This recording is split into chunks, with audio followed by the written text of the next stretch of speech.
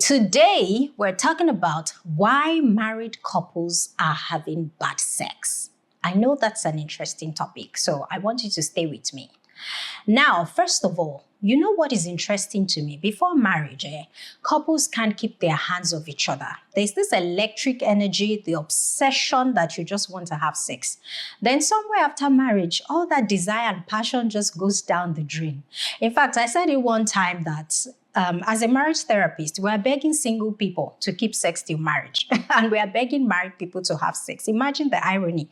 For many couples, sex goes from this exciting thing they were hustling to do before marriage to now just another thing on the to-do list. So this is where I am really going. A lot of couples are having bad sex. And when I say bad sex, I don't mean, oh, once in a while, well, tonight wasn't great. I mean, I'm talking about the kind of sex where they've resorted to, let me just get what I can get. I've heard it many times in my sessions when a wife says things like, it's fine, we get it done. A husband will shrug and say, it's been a while, you know how we get with women. And you can hear it in their voice. You can hear the sadness that this is not what they signed up for. In fact, let me shock you. Did you know that more couples are having bad sex than good, pleasurable sex? So when I hear people talk about sex in their marriage, you can hear the dismissiveness, the displeasure, the dissatisfaction in their tone. They sound like it's something they are doing out of obligation, not out of excitement with their spouse. And that is not how it is supposed to be. So this is what I want you to hear today. Bad sex is not normal. Let's not normalize it. God designed sex to be pleasurable, not just functional, not just for babies, pleasurable. When I read the Song of Solomon, I say that it's not about procreation. It's about longing, about desire, about two people who can't get enough of each other. So why are so many of us stuck in, let me just get what I can get, instead of actually wanting and desiring each other? Now, as a marriage therapist, I've identified 3 core reasons, and I want to walk you through each one of them. Number 1, we treat sex like an option, not a necessity. How many times do you see your spouse and actually pause to think about exciting sex with them? How many? We think about our work, we think about the kids, we think about money, we think about business, but we hardly think about sex with our spouses. For many people, it's not an intentional thing. You know, it just creeps into the marriage out of familiarity and out of us not being intentional about building desire. And the problem is, once your brain starts to see sex as a when we have time activity, it becomes a burden. It becomes another thing on the to-do list, another box to check before you can finally rest. See, let me tell you guys, you cannot have good sex when your brain thinks of sex like something just to check. If in your subconscious, sex feels like an obligation, your body will respond accordingly. You will not feel desire, you will feel pressure. And pressure is the enemy of pleasure. So couples tell me that they are so busy and that's why it's not happening.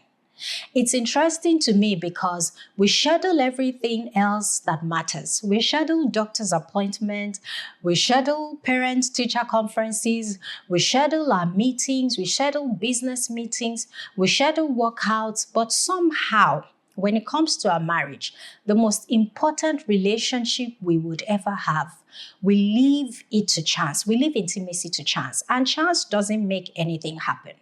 Now, I'm not saying you need to schedule every sexual encounter you have in marriage, but I am saying that if you're not prioritizing time for connection, for touch, for slowing down together, it is not going to happen. Life will fill every empty space every time you have with other things. Reason number 2, we think good sex is just about love and emotional connection. And I need to be careful here because I don't want to be misunderstood. So don't get me wrong, connection matters. I mean, it's the foundation. You cannot even have great sex without emotional connection. But this is what I see, especially with women. I'm talking to the women. I love you, women. Many of us grew up believing that sex was a thing for men. In the part of the world where I grew up, when a boy child was promiscuous, they would say things like, oh, he's a boy, leave him, boys are like that. And when a girl child shows the same tendencies, they would label her loose and promiscuous. So it was almost like a cultural thing, and this did a hidden damage to how women view sex. So many women, somehow at the back of their minds, believe that their pleasure is basically their husband's job. So you hear things like, if he loved me enough, he would know what to do. Oh, he's not satisfying me in bed. And we put all this pressure on our husbands. And it's not our fault as women. It's orientation that we don't even know that is happening. But can I tell you the truth, women? Your pleasure is first your responsibility. It starts in your body, your voice, your understanding of what you need, what you feel, and how you guide your spouse through it. Ladies, your husband cannot read your mind. Can I say that again? He cannot read your mind. He cannot know what you like you. He doesn't know your body like you would. So it is first your responsibility to discover and direct him. Now, husbands, this goes both ways. I've also worked with men who never learned their wives' bodies because they were too focused on their own pleasure. They never ask her, oh, what feels good to you? They just assumed that as long as they are performing, everything is fine. It doesn't work that way. Good lovers are made. They are not born. So if we want to have good sex in marriage, we have to make it through curiosity, through communication, through the willingness to say, teach me, I want to learn you. Good sex happens when two people show curiosity and willingness to please each other. That's the secret.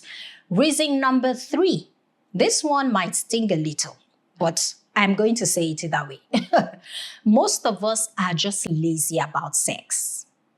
And I don't mean that as an insult. I really don't. What I mean is we expect good sex to just happen because we are married and we love each other. But I can tell you that love is not the same as skill. Think about anything else that you're really good at. If you're really good at your job, or you're really good at parenting, you're good at cooking, you're good at fitness, did you just wake up one day excellent at it? No, you learned, you practiced, you failed, you got feedback, you tried again. You did not get good at your job without training. You did not master cooking without burning some food a few times. You did not get fit without showing up consistently, even on days when you did not feel like it. But somehow, when it comes to sex, we think we should just be naturally perfect. We should just be naturally amazing without study, without practice, without ever having an awkward conversation or, a disappointing night. And it's not going to work like that. Skill is different from love. Imagine handling someone a guitar and saying, oh, you love music, right? Oh, yeah, just go ahead and play me some beautiful sounds. It's not going to work like that, right? You need rhythm, you need practice, you need to even understand what you're playing. Sex is the same. It takes presence, it takes curiosity, it takes the willingness to be a beginner again, even after years of marriage. It takes intentionality. You have to actually learn how to be a good lover. And it's not just one time, over and over, because people change, our bodies change, our desires change. The couples who have great sex after 10, 20, 30 years of marriage, they are intentional with their sex life. They keep learning about each other. They keep showing up curious on the marriage bed. So this is my challenge for you. Stop settling for, let me just get what I can get, and start approaching sex with curiosity and enthusiasm. God did not make intimacy to be mediocre. He made it for pleasure. He made it for play, for connection that actually makes you feel closer, not just, oh, done. Now, if you're ready to stop having the same unsatisfying sex and start actually enjoying each other, I want to invite you to check out my love playbook. It's linked down in the description. It's not a clinical textbook. It is practical. It is real talk tools to help you become the lover your spouse has been waiting for and the lover you even deserve to be. Because good sex is learned and you can learn it. Both of you can. You can learn it. You can be curious about it, right? If this video hit home for you, drop a comment and let me know which of these 3 reasons resonated most. Was it number 1, 2, or 3? And while you're at that, please don't forget to like and subscribe and share this video with someone. I'll see you in the next video. Bye.